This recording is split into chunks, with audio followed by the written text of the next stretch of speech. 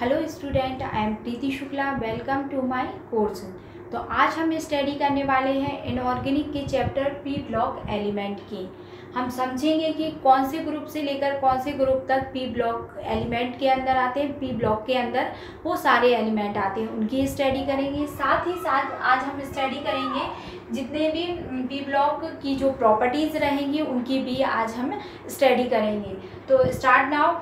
सबसे पहले हम ये देखते हैं कि हमारे जो ग्रुप हैं वो 13 ग्रुप से 18 ग्रुप तक के जितने भी एलिमेंट होते हैं वो हमारे पी ब्लॉक के अंदर ही आते हैं। तो जैसे कि हम यहाँ देख रहे हैं कि 13 ग्रुप जो है हमारा बोरोन ग्रुप, बोरोन ये बोरोन फैमिली कहलाती है। इसके नीचे जितने भी एलिमेंट है ये बोरोन फैमिली के अंदर आते हैं।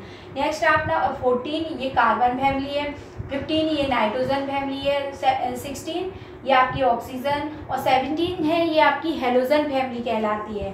18 आपकी जीरो ग्रुप कहलाता है। जीरो ग्रुप जिन्हें अक्रिय गैसें कहते हैं और ये अक्रिय गैसें देखिए यहाँ जो ब्लू कलर से मैंने यहाँ इसे राइट किया है ताकि ये अलग सो हो, ये अक्रिय गैसें हैं आपकी। तो इनकी हम 1 बाय 1 इनकी स्टडी करेंगे। इन एलिमेंट की जो बोरॉन फैमिली के जितने भी एलिमेंट होंगे उनकी स्टडी करेंगे धीरे धीरे कार्बन की, इस तरह से हम। बट इससे पहले हमें स्टडी करना होगा properties of P block element की, कि जो पी ब्लॉक हैं उनके एलिमेंट की क्या क्या प्रॉपर्टीज़ हैं।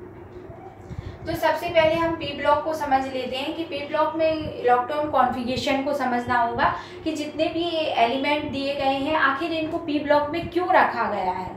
तो ये हमारे पास एक डाउट आता है कि क्यों इसे पी ब्लॉक में रखा गया है। तो इसलिए इन्हें पी ब्लॉक में रखा गया है क्योंकि इनका जो लास्ट इलेक्ट्रॉन है वो पी ब्लॉक में जाता है, इसलिए इन्हें पी ब्लॉक के एलिमेंट कहते हैं। अब देखिए कैसे, हम एक एग्जाम्पल ले लेते हैं यहाँ पे, जैसे बोरोन का ही एग्जाम्पल ले लेते हैं। बोरोन का एटॉमिक नंबर क्या होता है? बोरोन का एटॉमिक नंबर होता है 5। ठीक है, अब हम इसका इलेक्ट्रॉन कॉन्फ़िगरेशन निकालते हैं। Electron configuration 1s² 2s², 2p1। देखिए यहाँ कंप्लीट हो गया है और लास्ट जो इलेक्ट्रॉन है वो हमारा किस में गया है? पी में गया है।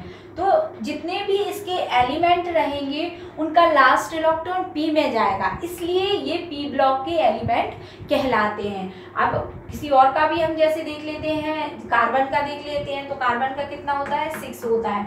यदि हम इसका भी इलेक्ट्रॉन कॉन्फ़िगरेशन निकालें तो उसका भी लास्ट इलेक्ट्रॉन किस में जाएगा? पी में जाएगा। तो 1s² 2s² 2p2 हो गया कंप्लीट। तो ये भी हमारा पी ब्लॉक के। तो इसी तरह हम निकाल सकते हैं, इसका इलेक्ट्रॉन कॉन्फ़िगरेशन निकाल सकते हैं। इन जितने भी एलिमेंट हैं ये पी ब्लॉक के, इनका लास्ट इलेक्ट्रॉन पी में जाएगा, इसलिए इन्हें पी ब्लॉक एलिमेंट कहते हैं। नेक्स्ट हम लोग आते हैं कि पी ब्लॉक एलिमेंट में जितने भी ये पी ब्लॉक के एलिमेंट हैं इनमें कुछ आपके मेटल होंगे, कुछ आपके नॉन मेटल होंगे और कुछ आपके मेटलॉइड होंगे।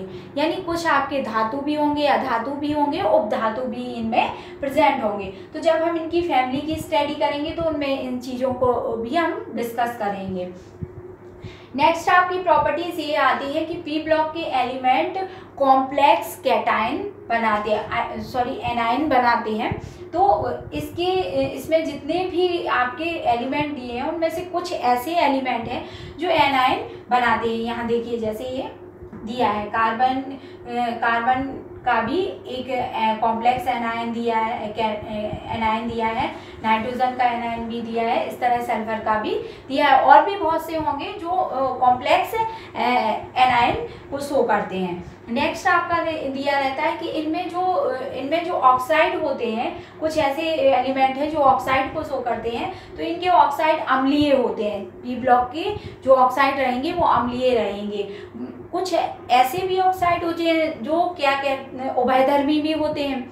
कुछ ऐसे ऑक्साइड भी होते हैं उभयधर्मी, इम्पोटेरिक को भी प्रदर्शित करते हैं।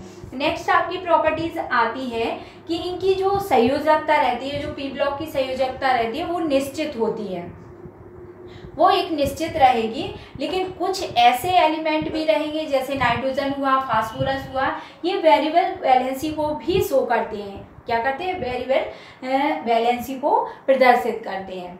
तो इस तरह से ये अपनी प्रॉपर्टीज़ को शो करते हैं। नेक्स्ट एक चीज़ और मैं आपको बताना चाहती हूँ कि जो हेलोजन है, ये आपके दिमाग में आ रहा होगा कि जो हीलियम है, हेलोजन बोल दिया सॉरी, हीलियम है जो 0 ग्रुप का फर्स्ट एलिमेंट है, यहाँ जो दिया हुआ है, तो हीलियम है, इसका एटॉमिक नंबर क्या होता है, 2 होता है, 2 होता है। अब आप लोग समझ रहे हैं कि ये इसका एटॉमिक नंबर 2 है, ये पी ब्लॉक में कैसे हो सकता है।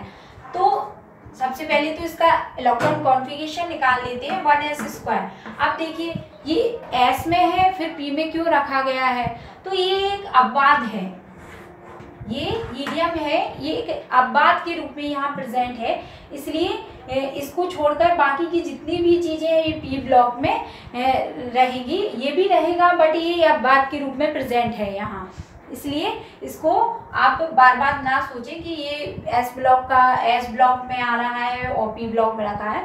तो इस तरह से इनकी काफ़ी हम और भी स्टडी करेंगे, जब 1 बाय 1 इनकी फैमिली की स्टडी करेंगे तो इनके एलिमेंट को भी हम यहाँ समझेंगे, ठीक है। तो यदि मेरी वीडियो आपको पसंद आई हो तो प्लीज़ लाइक कीजिए, शेयर कीजिए और सब्सक्राइब कीजिए। Thank you.